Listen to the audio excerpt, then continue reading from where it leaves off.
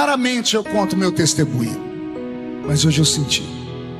Eu sou de uma cidade muito pequena no interior de São Paulo e moro na cidade até hoje. Eu acredito que eu sou o único pregador do mundo que, para ficar conhecido no mundo, não teve que sair da sua própria cidade. Eu ainda moro lá. E eu sou membro da Assembleia de Deus. E a igreja onde eu nasci era uma igreja que tinha 400 crentes. Eu era diácono, tinha 19 anos. E eu me lembro que a nossa igreja passou por um tumulto de escândalos.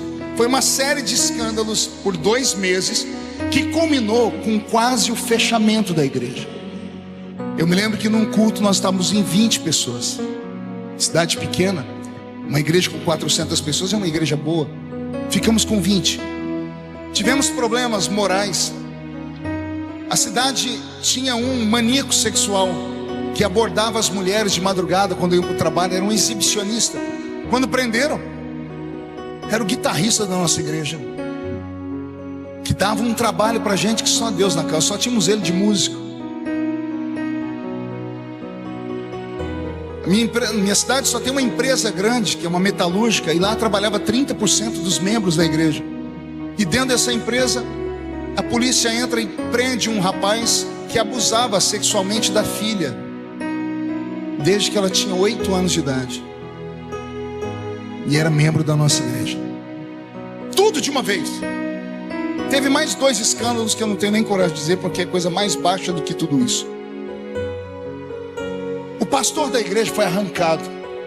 E aí chegou um pastor do Nordeste, pastor Valdivino, e ele marcou uma reunião com os obreiros. Eu era diácono nessa época. Estávamos lá, uns 10 homens. E ele falou: olha, eu estou cansado, vim do Nordeste, eu quero saber como é que está a igreja. Contamos a história. Ele falou: pois bem, Deus vai trazer um avivamento. Aí ele falou assim: quem é o pregador de vocês aqui? Aí apontaram para mim, disse: é o Feliciano. Ele disse: você pode pregar hoje à noite, filho? Eu falei: não. Falei: por que não? Eu disse: porque está difícil pregar aqui, pastor. Eu estou quase para ir embora da cidade, está dando vergonha. Nossa igreja está vazia. Escândalos. Esse homem ficou em pé, ele deu um tapa na mesa, apontou o dedo para mim. Ele usou uma linguagem que eu nunca tinha ouvido na vida. Ele falou assim para mim: você é um homem de Deus ou você é um saquinho de pipoca? Até hoje eu não entendi o que ele quis dizer. Eu sei que eu me senti ofendido. Eu falei: eu sou um homem de Deus. Ele falou: então prova, prega hoje de noite.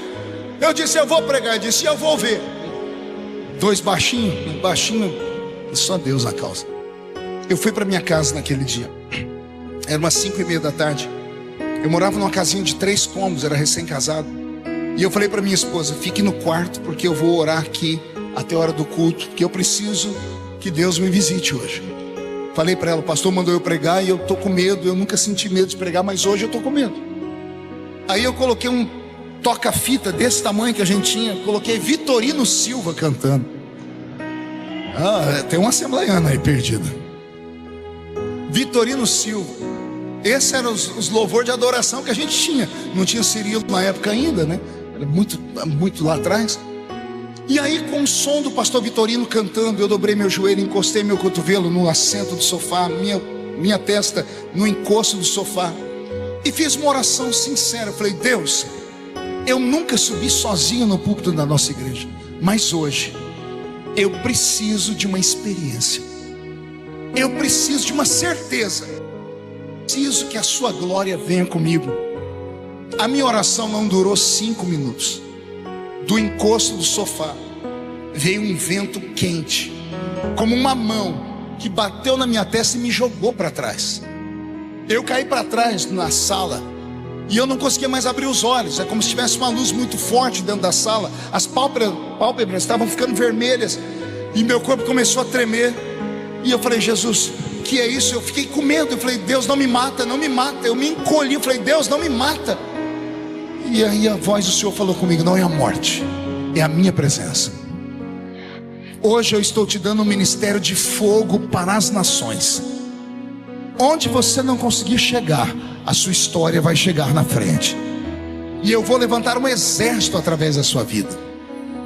Tudo isso para mim não tinha passado mais do que 10 minutos.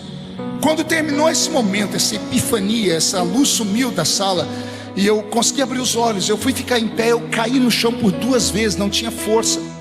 Sentei no sofá, olhei para o relógio, tinha passado quase 1 hora. Aí eu entrei no quarto. Aí a minha esposa conta a história, que daqui em diante só ela viu. Ela disse que eu entrei e falei para ela: se prepare que nós vamos para o culto. E ela falou que eu parei de falar com ele e comecei a orar em línguas. Ela disse que eu me troquei falando em línguas. Fui para o carro, eu tinha uma brasilinha velha, esperei ela dentro do carro falando em línguas. Ela disse que eu fui dirigindo falando em línguas, eu não me lembro nada disso.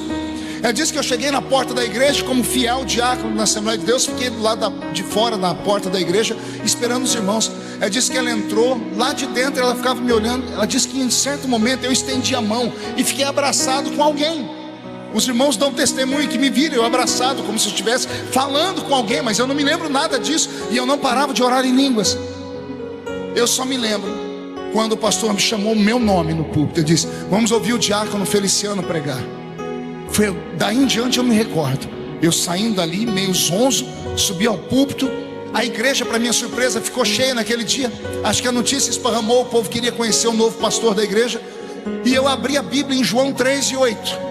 O vento sopra onde quer, ouves a sua voz, não sabes de onde vem nem para onde vai. Assim é todo aquele que é nascido do Espírito. Como todos estavam de pé, porque a cultura, as pessoas querem de pé em leitura da palavra na Assembleia de Deus. Quando eu fechei a Bíblia, fechei o olho e comecei a orar em línguas, fui tomado pelo Senhor. Quando eu abri o olho, as pessoas estavam caídas dentro da igreja. Caíram mais de 300 pessoas no chão. Ninguém soprou, ninguém jogou paletó, não teve nada disso. Foi um mover de Deus dentro da igreja.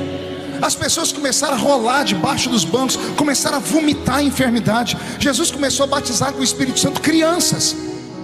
Isso era umas 8 horas da noite. O culto acabou quase 3 horas da manhã. O pastor, assustado com tudo aquilo que nem ele nunca tinha visto. Gente, quarta-feira que vem o culto é lá no outro bairro, na vila, e o Marco Feliciano vai estar pregando de novo. E eu fui, quarta-feira a igreja entupiu de gente na rua, o povo colocou cadeira no meio da rua. A notícia esparramou, cidade pequena. E eu falei: vamos ver se funciona de novo. João 3:8. Eu terminei de ler, fechei o olho e esperei. Daqui a pouco, um zumbido. Quando eu abri meu olho, as pessoas caindo pelo chão, caindo no meio da rua. Foi um avivamento na nossa cidade.